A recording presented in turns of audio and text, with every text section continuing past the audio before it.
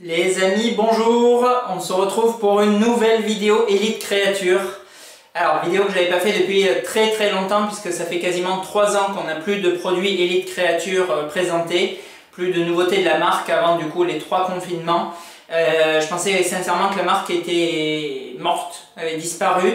Dans plusieurs vidéos, je vous ai également dit que je pensais qu'en fait, ils s'étaient plus ou moins transformés, mutés, associés à Queen Studio. Bon, à première vue, ils sont toujours en vie puisqu'on a là toute une salve de produits qui vont arriver.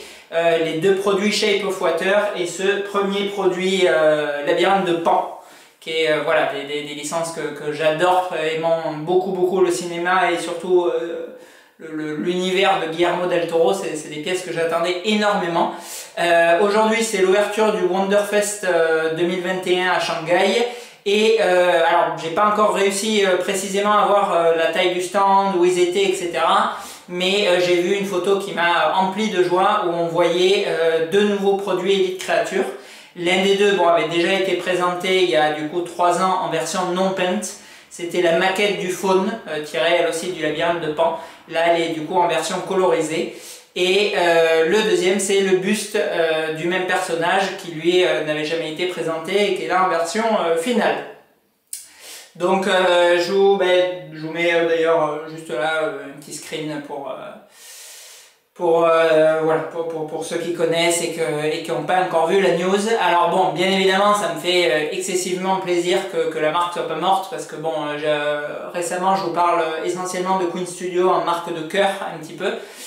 Mais c'est aussi parce que bon, Elite a complètement disparu, parce que comme vous le savez, je suis avant tout vraiment fan de Cinemaquette et d'Elite Créature et je suis vraiment très content qu'il soit toujours en vie. Voilà. Alors aujourd'hui, on va voir le buste Paleman. Paleman, bon, il est quand même assez connu pour les gens qui s'intéressent au cinéma de Del Toro ou au cinéma fantastique tout court. C'est bien sûr l'un des méchants qu'on va retrouver dans le Labyrinthe de Pan. Créature vraiment extrêmement atypique avec un look unique qui avait quasiment jamais été fait en produit officiel. Je crois qu'il y avait une statue de Gentle Giant qui existait. Enfin voilà, on est bon, bien évidemment dans un produit d'hyper niche comme fait souvent Elite, avec bon, déjà le cinéma de Del Toro qui n'est pas forcément ultra connu hormis Hellboy, et en plus le Labyrinthe de Pan, bon, sûrement un de ses films, moi l'un de mes préférés, mais bon, pas forcément le plus connu. Et le personnage du coup de Paleman qui est quand même assez inaperçu. Alors lorsque j'avais vu l'annonce à l'époque, j'étais vraiment ravi parce que c'est une licence qui est quasiment pas traitée. Voir le buste life size en plus avec du coup comme d'habitude cette ingéniosité de construction dans la pièce, je trouve que c'est vraiment une pièce qui est fantastique. Alors avant tout les spécificités parce qu'elles sont vraiment hors normes pour le coup. Le poids. Alors le poids, on est clairement, pourtant bon voilà, je précise à chaque vidéo, je collectionne ni les gâchapons ni les hot toys, donc c'est quand même des pièces relativement lourdes la plupart du temps. Je n'ai jamais eu une pièce aussi lourde que celle-là. On est sur 49 kg 500 annoncé par Elite. Honnêtement, c'est quasiment insoulevable. Alors là, je l'ai promené du coup on est au 3e, là jusqu'au 3e étage. Et d'ailleurs mon ami Julien se foutait de moi en me disant j'aimerais être une petite mouche pour te voir le promener. Je pense qu'il se serait effectivement relativement bidonné parce que honnêtement j'arrive quasiment pas à le promener. Alors bon, certes je suis pas musclore, il y a très certainement des collectionneurs plus musclés, j'en conviens, mais c'est quand même extrêmement lourd. Donc 49 kg 500 tout confondu. On a bon, les boîtages d'Elite qui pèsent quand même un petit peu, ils doivent faire bien 2-3 kg je pense, enfin au moins 2 tout rassemblés parce qu'ils sont vraiment très épais et qualitatifs. Alors déjà, immense bonheur ayant ouvert plusieurs Prime One d'affilée, immense bonheur, surtout avec le poids de la pièce, en ouvrant le carton, on a les mousses de protection d'Elite avec un espace et lorsqu'on sort la boîte, malgré qu'elle pèse un âne mort, elle coulisse toute seule, ça sort nickel chrome, franchement, c'est un régal. Alors c'est tout con, parce que encore une fois, quand la pièce est exposée et tout, vous touchez plus jamais la boîte, mais franchement, au déballage, transpirer, s'énerver, déchirer le packaging, le Predator de luxe, j'ai foutu une entaille comme ça dans la boîte, impossible de le sortir. Le truc, je vous l'ai déjà dit dans la vidéo précédente, je ne vais pas me répéter, mais il était collé au cipeau. Forcément, bon, pour le sortir, vous passez la main ou quoi que ce soit. Vous créez de l'épaisseur en plus, impossible de sortir le truc. J'ai déchiré le haut du packaging. Donc bon, quand vous mettez des milliers d'euros dans un produit, ça fait quand même très très chier de déchirer le packaging qui est neuf. Bon. Là, aucun problème pour le sortir, hormis le poids très conséquent. Après, on a les bras. Les bras, bon, ils doivent peser, je sais pas, 2-3 kg chacun, truc du style. Et on a du coup, grosso modo, monobloc, le buste qui est accroché au socle, 45 kg pour ça. Franchement, c'est insolvable. Alors déjà, bon, effectivement, les très grosses maquettes, les Jason maquettes, les Freddy maquettes, les Hulk maquettes, voilà, tous ces monstres, bon, ils sont extrêmement lourds une fois montés. Mais en fait, bon, ils se désassemblent. Donc, du coup, au final, la pièce la plus lourde que vous portez, ça va être le socle. Ça va être, je sais pas, 20-25 kg. Donc, bon, c'est lourd, mais voilà, on quiche un peu et tout, ça passe. Bon. Celui que j'ai eu beaucoup de mal à promener, monter, enfin les deux où j'ai eu beaucoup de mal, c'est les deux derniers Bust Queen, Hulk et Iron Man. Alors, Iron Man, moi, il se désassemble en morceaux. C'est juste, voilà, quand je le déplace, monter, bon, c'est très lourd. Et le Hulk, bon, le Hulk, il est en deux parties. Et c'est vrai que rien que le buste lui-même, il est quand même très lourd. Mais malgré tout, on reste dans le très lourd. Là, franchement, enfin, à mon niveau, il ne faut pas qu'il fasse plus lourd parce que prochain coup, je ne peux plus clairement le transporter tout seul. J'ai d'ailleurs un putain de mal au dos depuis que je l'ai monté, quoi. Mais bon, bref, bon, je ne vais pas vous bassiner pendant 6 mois avec le poids, mais rapport prix-poids, c'est bon. Là, pour le coup... c'est bon. Alors, il y a une autre blague de Julien que je trouvais vraiment marrante. Il me disait juste avant de mourir, ils ont mis toute la résine qui leur restait. Et franchement, on aurait carrément pu le penser parce que, voilà, faire de la résine pleine pour pas que ça casse, pour le côté qualitatif et tout, je suis à 3000%. Mais là, franchement, il est pas très grand, quoi. C'est un buste, voilà, taille classique par rapport à d'autres pièces. Mais le poids est délire. Voilà, délirant. Après, tirage, on est... Ah, j'avais pas vu d'ailleurs, ça c'est excellent. Tirage, on est sur 150 pièces monde. Bon, comme d'habitude, je pense qu'avec la merveilleuse faculté commerciale de Elite Creature, ils n'ont pas dû atteindre le tirage maxi. Alors, nouveauté pour le certif. Je pensais qu'il était manquant, qu'il me l'avait zappé. Il est plus scotché sur la boîte et quand vous tirez, il reste accroché et vous le pliez en deux, ce qui fait un peu chier sur les pièces à 2, 3, 4 000 euros. Il est dans une enveloppe estampillé Queen Studio, estampillé Elite Creature, pardon, qui est mise dans une fente juste au-dessus du buste, comme nos amis Queen, bien évidemment. Alors, un peu plus grand que d'habitude. Le numéro du buste qui est écrit là au stylo, enfin au feutre, au crayon, je sais pas trop, 73. Et du coup le certif qui est plus plastifié, enfin il est dans un truc plastique mais qui se balade. Et j'ai du coup le numéro 73 sur 150. Bon, là en Europe on reçoit plus ou moins les derniers exemplaires.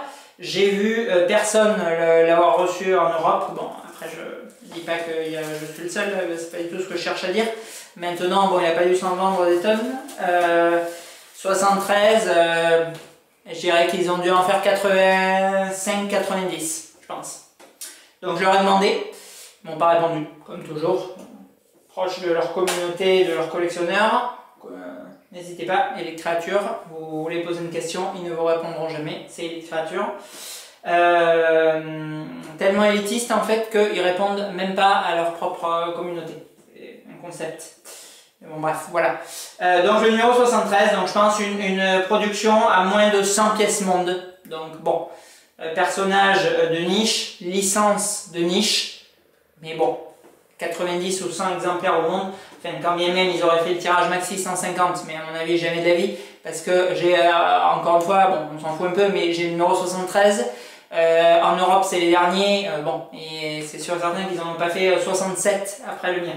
C'est une certitude quoi, 77, pardon. 77. Voilà, donc ce buste, bon, mais il est extrêmement lourd. Au point de vue taille, bon, c'est pas délirant, 50-60 cm jusqu'au bout des ongles. Au point de vue matière, on est sur la résine translucide. Alors aujourd'hui, il y a un soleil de dingue et je filme là, il est je sais pas, 14h, 15h. Du coup, le buste, bon, la lumière vient refléter sur le buste.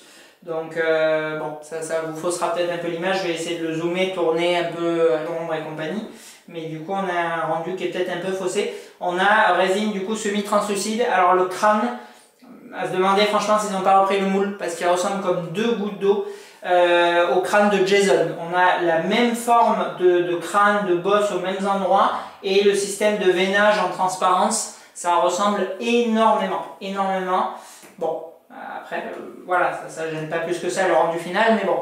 On a, bon, je rezoomera, mais du coup, voilà, les effets de peau plissée avec des dégradés de couleurs qui sont magnifiques. Ces peaux un peu, genre justement amphibien, Abbé Sapiens, créature de l'eau, que j'avais pas forcément extrêmement bien remarqué dans le film. Et là, bah, du coup, qui sont en premier plan. Et les yeux trop beaux. Yeux en verre, avec vraiment une belle pupille, des petits filaments de sang, très très bien fait. Et vous voyez, alors l'avantage de la lumière, c'est que vous voyez vraiment, enfin vous le verrez lors du zoom, l'effet transparence de la résine. Parce que là, du coup, la lumière vient taper sur le recto de la main. Et du coup, sur la paume, on voit toutes les veines en transparence. Donc, bon, c'est extrêmement bien fait. Comme d'habitude, c'est extrêmement bien fait. On a du coup le socle qui reprend le labyrinthe, bien évidemment, avec les différentes portes dessinées là.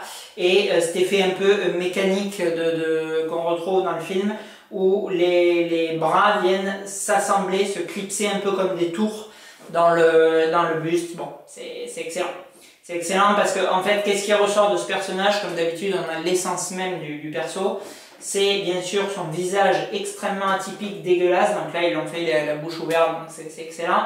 Et ses mains avec ses yeux, c'est vraiment le gros point marquant du buste. Et c'est ce qui est en avant. Avant même le visage, c'est le seul buste à ma connaissance comme ça, on a les mains du perso qui sont mises en avant. Et bon, comme c'est le point fort du chara-design du personnage, c'est une très bonne idée à mon sens d'Elite d'avoir fait ça une fois de plus. Voilà, au point de vue price, on est je crois sur 2000 €. Alors, bon, moi je trouve ça ultra correct, il n'y a pas de souci. Après, bon, hashtag méga fanboy, t'es pas objectif, tu racontes n'importe, je change de forum, bon, certes. Mais cependant, on est quand même sur un prix d'il y a 3 ans, parce qu'en fait, il a été présenté en 2000 ou 2019, peut-être, enfin au moins 2 ans, minimum 2 ans. Donc forcément, bon, évolution des prix entre temps, pas de nouvelles pièces Elite présentées depuis du coup 3 ans, enfin annoncées en préco depuis 2 du coup. Donc bon, difficile de dire si les prix auront eux aussi grimpé comme chez Prime ou chez d'autres, à mon avis c'est quasi sûr. Maintenant, bon voilà, réalisation pour moi qui arrache tout, j'adore, ultra fan. Moins de 100 pièces au monde, 2000 €, 50 kg de résine. Bon, rapport qualité, tirage, prix, imbattable, enfin imbattable, pas imbattable, mais extrêmement bon de mon point de vue. Allez, on va se zoomer tout ça et après on parlera un peu d'Elite puisque j'ai déjà plus ou moins fait le tour sur le buste qui reste assez simple en fait, c'est un buste qui est quand même vraiment très basique puisqu'il est en 3 morceaux, donc il est assemblé en 1 minute chrono, enfin si tant est que vous arrivez à le soulever. Voilà, après ça n'empêche pas qu'il est simple mais extrêmement efficace, extrêmement réussi quoi. Voilà, allez, je zoome ça et on conclut après. Allez, c'est parti, donc là on retrouve du coup les 3 portes dans le film, les motifs du coup du labyrinthe avec du coup les 2 tours là, vraiment très sympa. Après on a ses bras ils font vraiment très amphibien, pour le coup j'avais pas du tout remarqué le design dans le film. Et on a un travail de peinture, je sais pas si vous le voyez bien, sur les veinages, les nuances de peau bleutée, rosâtre, blanche alternées. C'est magnifique quoi, ça fait vraiment amphibien. Comme souvent les designs de Del Toro et c'est super classe. Travail incroyable de veinage avec l'œil en verre là sur ce buste. Et l'autre main du coup en transparence. On voit vraiment bien l'effet du coup de résine translu quoi. Franchement, j'adore. Trop beau. Je tourne un peu comme ça vous voyez sans l'effet de lumière vraiment assez intense. Les bras, eux aussi, même sur le dessus, du coup, on les voit pas forcément, mais il y a un très beau travail de peinture. Vraiment très classe. Et du coup, le veinage du crâne qui ressemble comme 2 gouttes d'eau, lui, à celui de Jason. Les oreilles, c'est trop bien fait, quoi. Alors bon, c'est dégueu, c'est sûr que c'est vraiment dégueu pour le coup. Mais franchement, c'est magnifique, quoi. La bouche, un peu Hellraiser, vu comme ça. Voilà, donc bon, c'est sûr que ça ira pas dans toutes les collects. C'est assez glauque, mais franchement, c'est trop classe. Trop beau, quoi. Trop beau. Je sais pas si c'est trop beau, mais trop bien fait.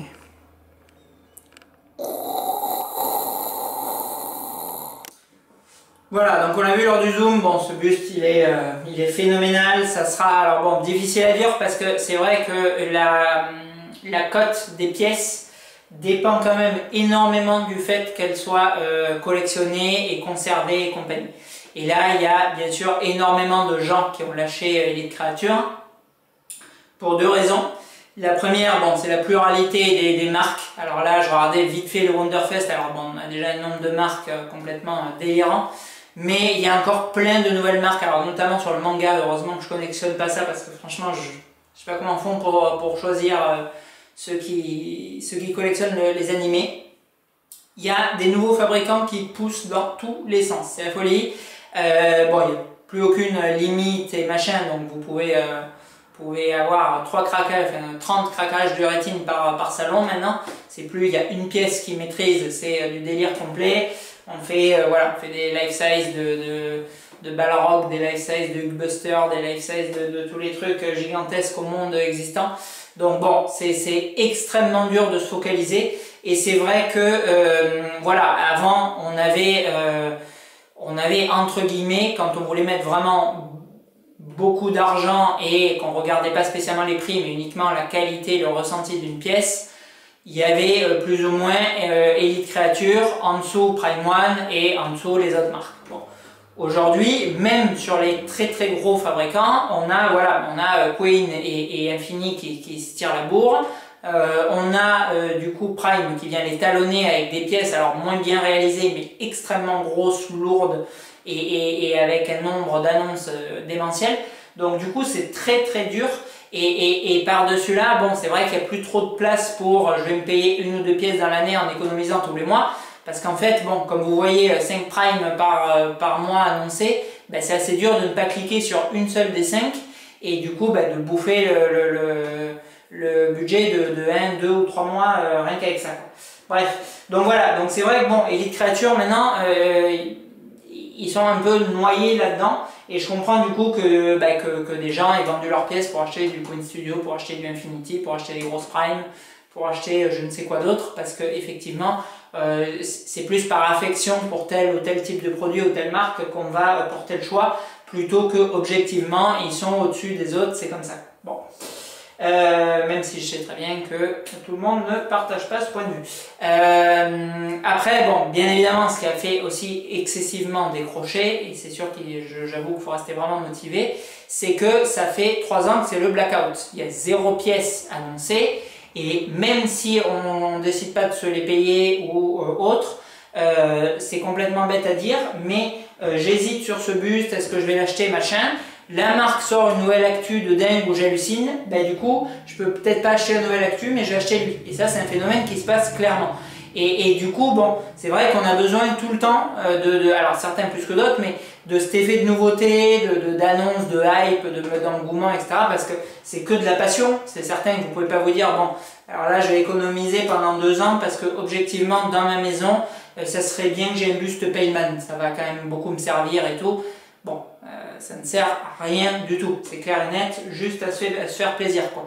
Donc c'est sûr que quand il n'y a pas cet engouement, cette euphorie et compagnie, c'est assez dur de rester à fond sur une marque avec 0 nouveauté. Bon, et du coup, ben alors pour raison X ou Y, mais c'est vrai que j'ai vu des gros collectionneurs Elite Creature qui avaient voilà, des quasi full set de la marque, ben, se séparer de l'intégralité, je pense... je sais pas si je citais leur nom, mais voilà, je pense à un collectionneur français, enfin à 2 collectionneurs français, à un collectionneur australien, un collectionneur allemand, voilà, des gens qui avaient les plus gros Graal Elite Creature et qui les ont mis en vente. Bref. Voilà, donc qu'est-ce qui va se passer pour Elite? Ben, à mon avis, bon, ça sent quand même le roussi parce qu'ils ont l'air clairement de ne pas avoir de thunes pour acheter de nouvelles licences, parce que là, qu'est-ce qu'ils nous présentent? Ils nous présentent le Labyrinthe de Pan, licence qu'ils avaient déjà il y a 3 ans. Bon, à mon avis, ils sont plus ou moins de mèche avec Del Toro, puisqu'ils ont aussi du coup la forme de l'eau. Donc clairement, ils ont dû acheter la licence pour 5 ans, comme ils avaient fait avec Underworld. Et du coup là ils sortent une nouvelle pièce avec ces licences parce qu'ils ne peuvent pas s'en payer une autre.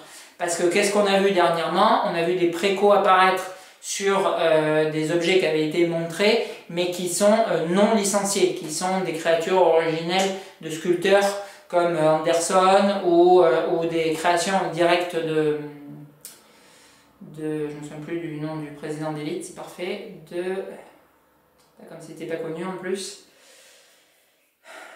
de Steve Wang. Voilà, donc on voit vraiment qu'ils ont un problème d'argent.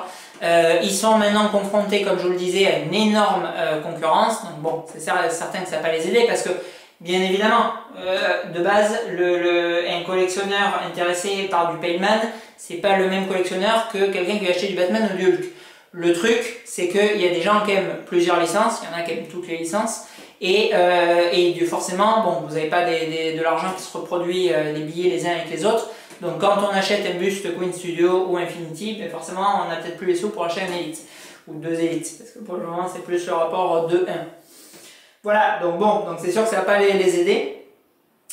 Et troisième point, c'est qu'ils sont toujours aussi nuls à chier sur leur côté commercial, quoi. Voilà, il y a zéro annonce, il y a zéro teasing.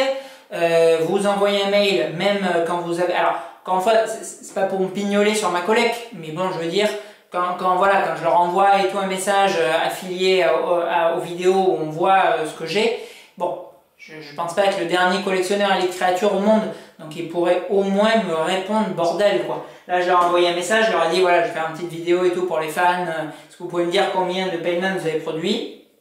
Zéro. Et zéro, c'est pas la product, c'est zéro réponse, quoi. Donc bon, voilà, donc ça c'est vraiment dommage. Ce système de préco, bon, ça fait 10 fois que j'en parle, mais c'est de la bouse. Voilà, et on montre la pièce s'il n'y a pas la préco. On annonce la préco un an après quand tout le monde l'a zappé et on la laisse 1 mois et demi. Après on retire, on peut plus fabriquer. Franchement, c'est de la nunote, quoi. Et bon, c'est vraiment pour rester poli. Là, voilà, la tease de fou Queen Studio. Hulkbuster Life Size montré sur le stand. Engouement, machin. Il y a Queen Studio et il y a les autres. Boum! 3 précommandes le jour du Wonderfest, y compris le Hulkbuster. Et c'est pas un hasard, c'est extrêmement pertinent et intelligent. Pourquoi ils font pas ça, ces gros crétins, quoi? Voilà, donc bon, on fabrique pour nos vrais collectionneurs, machin, ouais, bah, au bout d'un moment, il va y en avoir 5 des vrais collectionneurs. Mais bon. Bref, voilà, donc bon, ça n'empêche pas vraiment mon enthousiasme pour cette pièce, elle est somptueuse. Elle est sold out partout, quoi. Là, ils en ont plus chez PBM. Je regardais un peu Sharpage, les quelques revendeurs, il n'y en a pas. Donc bon, ça sera de la main à la main avec les collectionneurs en seconde main, justement. Mais franchement, bon, pièce ultra typique. Jérôme, j'imagine par exemple, pièce que tu dois kiffer à fond. Enfin, les deux Jérôme d'ailleurs. Les deux, je pense que vous avez aimé. Voilà, pièce que je peux encore une fois que recommander. 2000 balles. Aucun problème, franchement, aucun problème pour cette pièce, elle allume, elle est ultra typique. Voilà, allez, on se retrouve du coup mercredi, très certainement si j'ai le temps, pour une pièce PCS. Et on se retrouve en septembre, d'après ce qu'a annoncé sur le calendrier, pour la forme de l'eau en maquette et en buste. Je sais que la maquette, elle est quand même pas mal attendue. Rosario, Sébastien, je sais que plusieurs vous l'attendez, donc à mon avis, elle va être complètement démente, elle aussi. Et j'ai regardé tout de suite quand j'ai ouvert celle-ci. Soulagement pour les lombaires, elle ne pèse que 25 kg à première vue, donc c'est bon. Sur ce, à bientôt.